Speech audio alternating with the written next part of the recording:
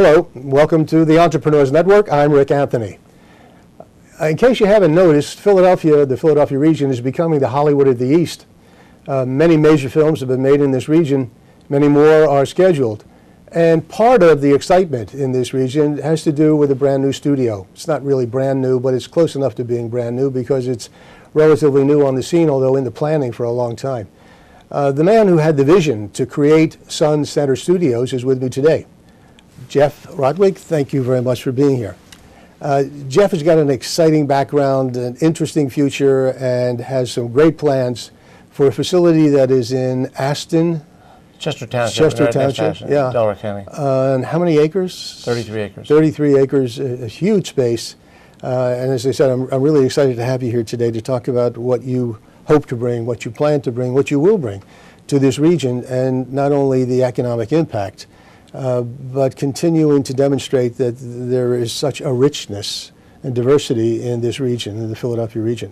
As we always do, Jeff, your personal story. Where were you born? Where were you raised? Where did you go to school? Are you a local boy? Well, Rick, thank you for having me. Yes, I'm a Philadelphian. Generally commented that I'll probably finish my life here too, having been born here not a bad and place. Educated. What part of Philadelphia? Well, I grew up in the Olney section of Philadelphia.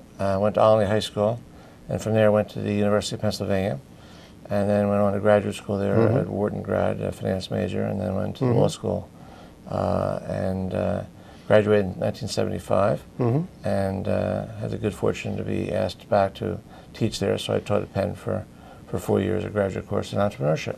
Good. Yep.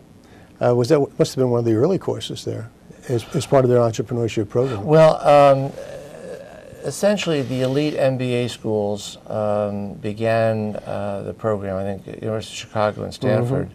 The law schools were late to join the party. Harvard, I think, started off that, and I think there was probably the early 90s when the MBA schools started doing it. The law schools started doing it in the late 90s. And I taught the course basically in 2001. Started teaching. In the business school, in the MBA well, program? it was in the graduate program. It was a joint program from the engineering faculty and the law faculty. Okay. Of course, it's a premier program now. I'm associated with Villanova and the Ice Center, Innovation, Creativity, and Entrepreneurship. And entrepreneur in residence as part of the Ice Center. And it's only a minor at this point, but it's getting some legs. We're optimistic about the future of the program because there's such a demand. Not just because of the economy, but everybody seems to be talking about innovation and entrepreneurship these days. I know you've had a diverse background, business background, have been an investor yourself, have taken the lead or participated in a number of very significant ventures. But the question I have for you is the one that has been nagging at me. How does somebody, a lawyer, business background, involved with some very, very large, significant deals, decide that Philadelphia should be the center of the world for movie making? A question has been posed to me before, and it's always hard to pinpoint the origin of an idea, whether one was sober or not at the time. But I thought of this perhaps in the middle of the last decade and felt that there was a potential need to have a state-of-the-art facility in the East, and that perhaps it would thrive. Began to do due diligence. I knew no one in the industry, but with $10 I could get into any movie in America. And because I had done a lot of large financing projects with Wall Street, with the 6 degrees of separation, I knew someone who knew someone else, and was given introductions to the studios in Hollywood, and toured them and did due diligence, and came away with the impression that, in fact, there was, in fact, a significant market that could be tapped. What I've heard is that Philadelphia is appealing to producers and directors, largely because of relatively lower labor costs, and obviously being on the corridor between New York and Washington. But what is, in your opinion, what is the single most important benefit that Philadelphia offers people who are interested in major productions? Well, where you're bringing big stars, hundreds if not thousands of people into the area for a maybe a relatively short period of time or an extended period of time, and they have to live here and work here and so on. Well, if you had to put your finger on one variable, it would have to be the tax incentive program that has become endemic now. Hollywood had been the epicenter for all movie production until Canada began to lure away productions. They used to call them runaway productions by virtue of tax credits that were offered up there. There was a fair amount of Canadian content that had to be in it, which meant local jobs. And then bit by bit, the states began to realize that there was a potentially very lucrative opportunity to create local industries. The incentive is equivalent to a Buy Pennsylvania Act, and it tries to induce a large production instead of going to Montreal or Georgia to come to Pennsylvania. Pennsylvania lacked heretofore a facility that was a purpose-built facility that was equivalent to essentially the state-of-the-art.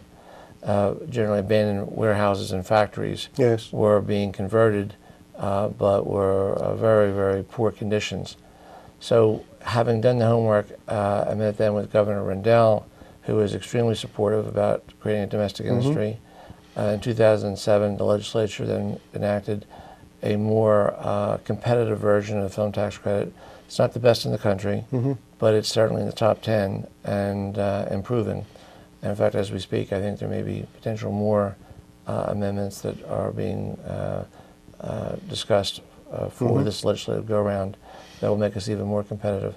But the amount was increased to a point that was competitive enough that we began to see the virtue in breaking ground. That was done in July of 2007. We then spent about a year on land use planning, zoning, and other developmental functions, and looked throughout the Delaware Valley at where it could be located. Bucks County made a lot of sense because it was proximate to New York. And the experienced crews that might be needed could easily commute from New York to Bucks County. But at the end of the day, we thought that Delaware County was the ideal home for it. It's near the airport. It's got a good road network, a large population that either is already versed in the movies or could be trained, and near the I-95 corridor. We finished the land use planning in the fall of '08 and had the great fortune as an entrepreneur to begin the capital raise as Lehman Brothers imploded and the world ended in the capital markets. So I worked for about 6 months from the fall of '08 to the spring of '09, trying to raise the entire amount of capital, which was about $125 million, and then came to the conclusion that God or somebody better than I could raise it in that environment. But we raised enough to begin construction, which we did the following year when we finished the design work in the spring of 2010. So we have built a purpose-built soundstage that can accommodate essentially anything that Hollywood can throw at us. I went on the website. The space is enormous. What was the site before you purchased it? How was it being used? Well, the name of it is Sun Center, and actually Sun Oil bought all the land in that section of Delaware County back in the 20s. In the 50s, it built the facility called Sun Center, and Sun Center was the epicenter for Sun Oil. They had Sun Refining in South Philadelphia and Sun Shipbuilding in Marcus Hook. So it was their employee educational facility, held shareholder meetings there, recreational activities for their employees, picnics, company picnics, and they made it a resource that was available to Delaware County. So I bump into people at parties in Doylestown and Haddonfield and said I graduated from there in 65 or 75 and it had been available for years. So when we acquired it from Sun in '99, I required as part of the deal to be able to keep the name because it was a point of reference that was well known in the Delaware Valley. And when we began to decide what name to give the studio, I went to the library and tried to look at my old Greek and Roman gods and found that most of those names had already been taken. And at the end of the day, no matter what name we picked, it would be a new name to Hollywood. But because of our future plans beyond the first phase, of this to have a tourist attraction. We felt that the name would provide a easy link for those over the last 50 years that have been there. Is the facility, the state-of-the-art facility that you have built and continue to build out, is it incomparable in the Mid-Atlantic region? I mean, if I go to New York, The only thing that would compete with us in terms of the quality of the facility would be Steiner Studios in Brooklyn. There's some older studios that are probably 50 years older that are in Queens. Yeah. And other than that, no, there's really nothing until you get out to the Midwest. Jeff, didn't filmmaking start in the East, in Philadelphia and New Jersey? Yes. Rick, you did your homework very well. We've done a lot of homework in that regard. We are trying to be a rising tide that helps all boats, and we have active internship programs with the local colleges in terms of their film schools, and we've used them as a resource for purposes of our second phase. Our first phase is we are essentially a landlord to Hollywood. They rent our facilities, and we provide a lot of amenities to them beyond the physical real estate by providing lighting and grip. I have a joint venture with Universal Studios. We provide essentially all of their needs for making movies. Phase 2, we intend to do a tourist attraction, sort of a mini Disneyland. I don't want to overstate what we're building, but because of our weather, it will not be outdoors, but it'll be a very large 3-acre plus footprint building. And in doing so, we've investigated a lot of things that could go in there. We don't call it a museum, we call it a themed indoor attraction, for lack of a better, more pithy term, and various exhibits we'd have there. One of the fact is that Philadelphia was the epicenter around the early 1900s. Yes. And there were 4 or 5 studios dominated by Edison, who held all the patents on the camera and then creating the moving image, and they fought one another, and no one was making money, and they then finally combined, and for about a 10-year period, they did very, very well. And the studio in Philadelphia was the epicenter for actually the processing of film. So even if film were shot elsewhere, it was sent here, essentially for processing. Then, unfortunately for them, when Teddy Roosevelt and the Trustbusters came in, they broke up that oligopoly that they had, and shortly thereafter, as when Hollywood basically, with everything migrated out west to California. As I remember the history, many, if not most, of the early producers, directors, and so on were immigrants from Russia, from Europe. Yes. Hungary, as I recall, and some of the other European countries. Yes.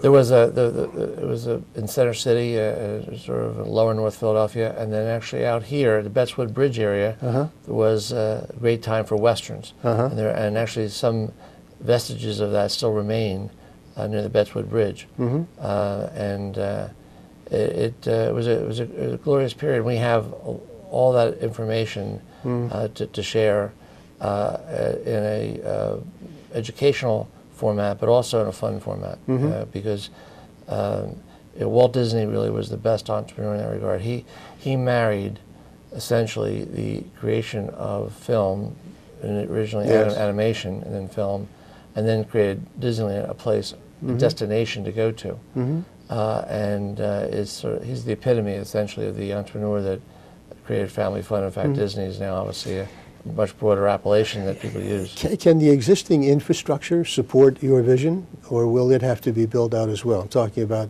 hotels, restaurants, other hospitality support systems, if you want to create a destination. Well, again, our goal is to create as much local employment as possible and to make sure that the current resources are used to their fullest. But we are looking at building a hotel that would supplement the inventory of hotels that are in around the airport and there aren't too many in Delaware County beyond that. No, there aren't. No, a couple over in northern Delaware, and then way out by 202. And do you see it being a conference center as well? A combination of... Yes, a conference center, because we are, the unique feature of what we're planning on doing is to create Hollywood backlot streets, just as you would see at Warner Brothers or Universal, but bring them indoors. And then by having a roof over them, we can control the environment so that the tourist can come 9 to 5 and actually have a chance to walk on a Hollywood backlot street, but more in a setting that's equivalent to a fun house at Coney Island or Wildwood, where we can have unexpectedly a crash of thunder, then lightning, lights and flicker can go out, and we can subject them to essentially a lot of sensory experiences, wind and sound and light. Oh, that sounds great. As if they were in a movie, and sort of the process of special effects making a movie.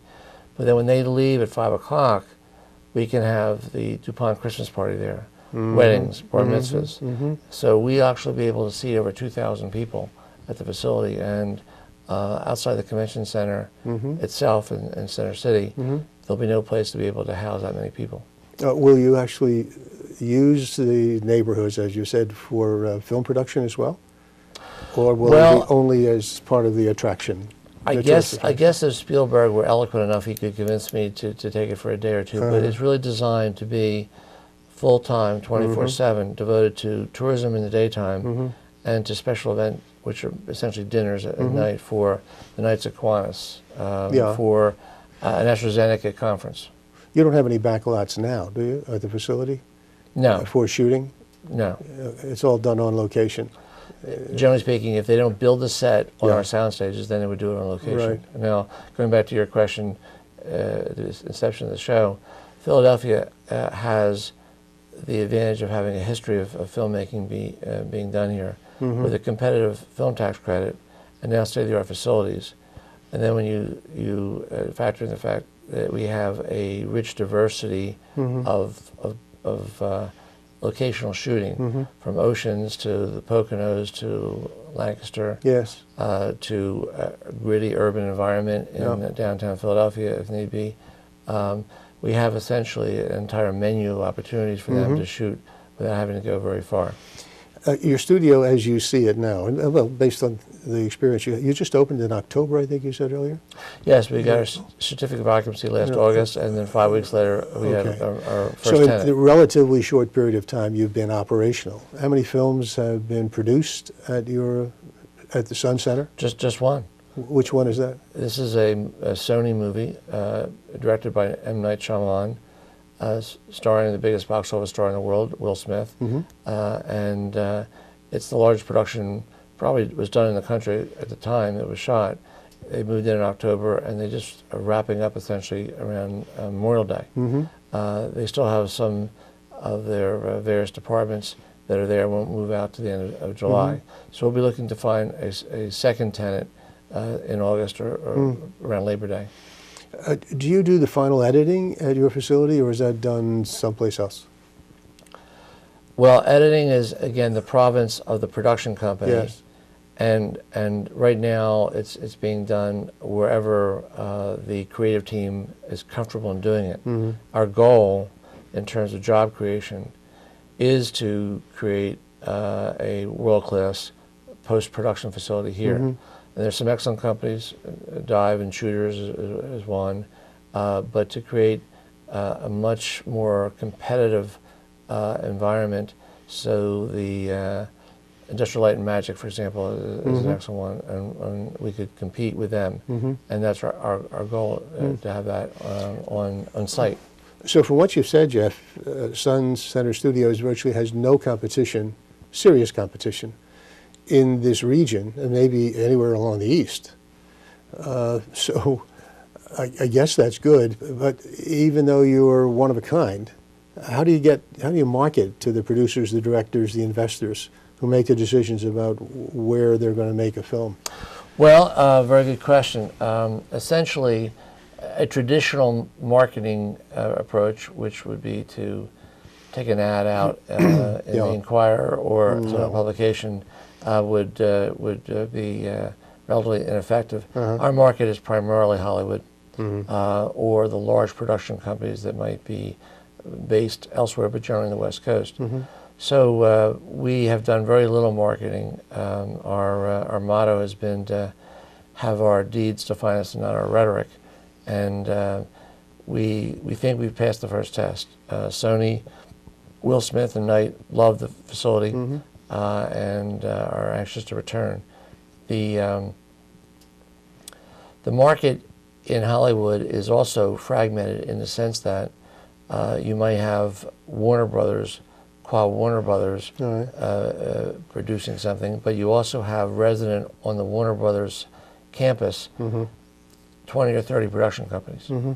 So, and then a number of those production companies have multiple vice presidents Mm-hmm. who may be in charge of individual films. So it's really a fragmented market. We did finally, in November, after we opened up, held a introductory cocktail party in West Hollywood and invited all the major studios. And to our delight, they all attended in force, and they know that we're there. So we get calls directly from producers, Yes. from directors, and from studios Uh-huh. about the availability of the studio for future productions. With Comcast, Time Warner, all the major cables, more and more interested in original content, original productions, having to fill all that space, time. Is there a relationship with Comcast? Might there be a relationship with Comcast? Well, we certainly know the senior executives there Yeah. very well. We actually began this before I think they even had any idea that they would be buying NBC Universal. They are truly a world-class organization, Yes. and we have a good relationship with them, and we think it's evolving. Universal Studios is owned by them, and we have a joint venture with them. All that was structured and negotiated independent of Comcast. We think that with the Harrisburg realizing the potential of the entertainment industry, with our arrival, and we're still in our first year, and Comcast sort of finishing up near the first anniversary of its acquisition, that these Pennsylvania, and particularly southeastern Pennsylvania, can be probably the third epicenter for entertainment in this country after New York and LA. It's a very exciting time to be in the industry, where you're seeing the major studios now recognizing the material role being played by companies that otherwise are not perceived as entertainment companies, Google and Microsoft. Yes, sure. And you're seeing now the advent of a change, a master sea change, where people might be watching movies now on an iPad rather than going to the local Regal or AMC. So the studios themselves are absorbing how the world is changing, and we're fortunate to be there at that point in time, because we have been approached about creating actually a film fund where we would be a financier. It's certainly too early in our life cycle to call us that yet, but we could aspire to become what's called a mini major, where you see a Lionsgate and a Relativity started out in a particular niche and have evolved. And we see that perhaps in the next 2 to 3 years, we might be able to emulate them. It plays to your background as a fundraiser and playing in the majors. But what about the competition from India and some of the other countries that are, as I understand it, distinguishing themselves in the film industry? More and more, as I understand it, more and more films are being produced in India by Indian studios, by Indian financial backing. The same is true in Italy, of course. Been around for a long time with the spaghetti cowboy movies and so on. But that's given Hollywood a great deal of competition. How does that affect your operation? Well, excellent question. Yes, I guess as the spaghetti westerns were to Hollywood from the 60s, it didn't put Hollywood out of business then. No. It really just expanded the marketplace, and now the worldwide market is clearly what everybody who makes a movie now is pointing towards. the advent of a Bollywood in India has broadened the market, and it has produced Slumdog Millionaire that won the Academy Award a few years back. Yes. But the content of Bollywood is more focused on the culture and interests, I think, of that country. It has expanded, but it doesn't have any material impact on us, in that we're going to create a supply of sound stages here, hopefully commensurate with the demand. So we started off with 2, and we're looking to probably do 2 or 4 more, but that's probably it. So right now, 2 pictures a year, and I'm 100% occupied. Okay, the emphasis is on major motion pictures, some documentaries. What about television on an ongoing basis, producing television shows? We have been approached by a number of shows that were in the conceptual stage and then had a pilot done, and that's usually done in the March to May period of time before the networks decide what shows they're going to pick up. It's a strategic decision that we have to wrestle with about whether to have a network television show shot here in Pennsylvania. There hasn't been one since Hack was on the air, and it only had a couple of years of life before it was canceled. It's a decision tree we have. Do we take the large production, which creates a tremendous number of jobs and has bigger budgets? And right now, with 2 sound stages, we can only do either or. Yeah. What is the economic impact of Sun Center Studios, at least projected over the next 3 years or so? Well, once you're ramped up and fully operational. Yeah, it's must be a big number. It's a big number. I mean, we probably, in our first phase, where we spent $40 million, probably had 300 and plus construction workers busy for the better part of a year. The production, Sony production that came in, spent probably a minimum of $50 million locally in a 6-month period, and they're big numbers. And probably had employment there of between 400 and 500 people on that. And that's good for Delaware County. Well, it was wonderful for Delaware County because all of those people had to go out and eat and stay. Sure. And they had to stay someplace, either in an apartment, a home, or a hotel, and therefore they were spending a lot of money. So the multiplier effect is significant in that regard. Did you have casting calls for that production? Yes, there were casting calls. Were there throngs of people who showed up to be extras? Well, it was done in a very, very controlled fashion, so it wasn't bedlam. But if they, depending on how wide a net they want to cast, and the procedure, the people who do the casting are wonderful. Diane Heary is probably one of the leading casting companies in the area, and they know how to do that in a way that is optimally designed, and it isn't a Western stampede of cattle down the middle of the street.